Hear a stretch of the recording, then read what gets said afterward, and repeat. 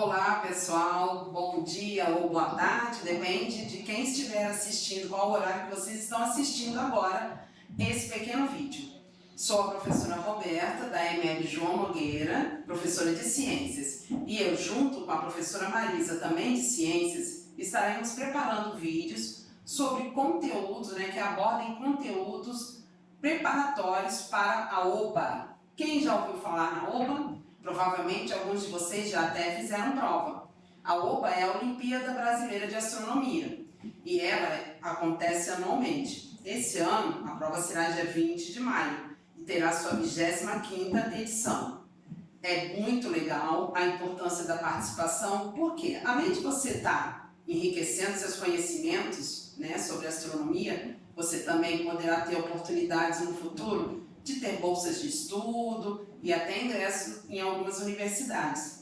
Por quê? Porque a participação em Olimpíadas importantes como essa podem ajudar bastante no sentido de você ingressar em universidades e ter bolsas. Sei que vocês ainda são bem pequenos, mas quem vai tomando gosto, ano a ano, acaba participando mais vezes, ganhando experiência e aí consegue ser medalhista e ter menção honrosa também, por participação. Bom, eu estarei disponibilizando os conteúdos, junto com a professora Marisa, não serão muitos, a gente tem como vocês têm como estar acessando o que vai cair na prova, acessando o site, que é o www.oba.org.br.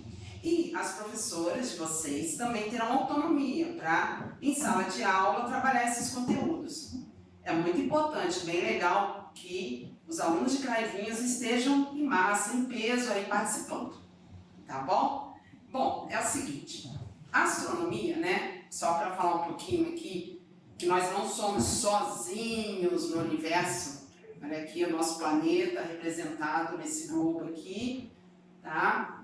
Os seus países e continentes, nós não estamos sozinhos, O universo é muito extenso, existem bilhões de galáxias aí, E nós estamos entre uma delas.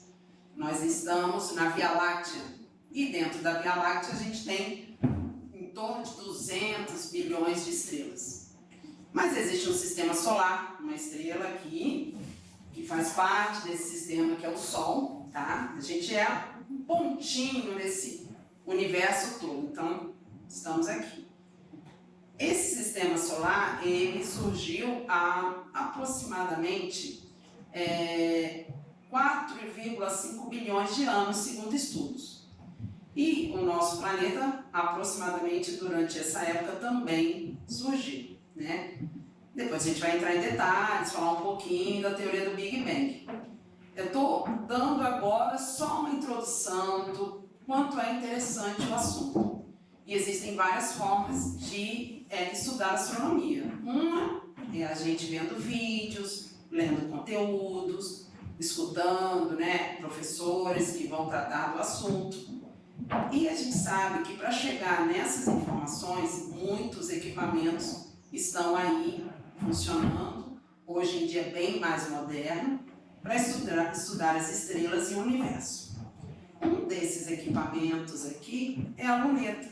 A luneta, que hoje em dia a gente tem telescópios que são muito mais potentes que lunetas, mas ela ajuda, e ajudou bastante. Por exemplo, a gente vai tratar, como eu disse, nós estamos estou começando aqui a falar um pouco do que será tratado. A gente vai falar um pouco da história da astronomia também. Como assim? Vamos falar do Galileu, que usou uma simples luneta e conseguiu descobrir, por exemplo,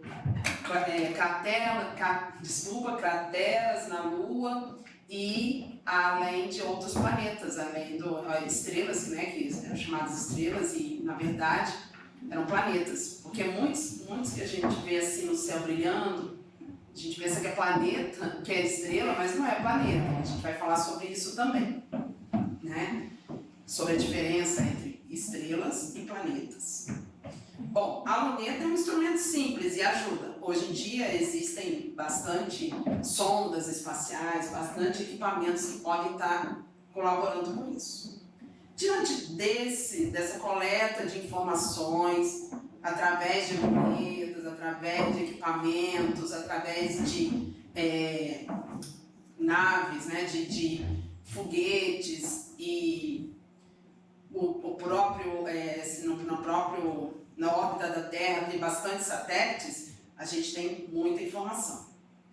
E, voltando ao nosso sistema solar, a gente vai ver também que ele é formado, tá, por uma série de planetas, que alguns desses planetas, pelo menos um dele aqui, que é Plutão, não é mais planeta do sistema solar, ele não é considerado um planeta anão, portanto ele foi descartado, digamos assim, como um planeta do nosso sistema. A órbita dele é totalmente diferente. O que é órbita? Órbita é a volta que os planetas fazem em torno do Sol. Eles mantêm uma certa distância, vocês vão entender tudo isso. Por que cada um está na sua órbita, não se choca, né? A gente vai entender também. Então, que é uma visão geral. Plutão tem uma órbita totalmente diferente, ele é muito pequeno e até um tempo atrás ele era considerado planeta do sistema solar, mas hoje em dia não. Eris também é um planeta anão que foi descoberto há pouco tempo, não faz muito tempo. Provavelmente seria incluso, né? Seria incluído nesse sistema solar, mas por ser um planeta anão também não faz parte. Então nós temos aqui essa série de planetas, o nosso, tá, é o terceiro planeta a ver aqui a partir do Sol, tá? Nós temos Mercúrio, que é bem menor, depois temos Vênus, Mercúrio é o menorzinho, e a sua órbita é a mais rápida em torno do Sol. E depois o nosso planeta, né? Até então que se sabe é o único que tem vida. Hoje em dia se tem um grande interesse em explorar Marte, nosso planeta vizinho. Nós vamos ver as características também de cada um desses planetas, quem são os planetas rochosos, quem são os planetas gasosos, tá bom?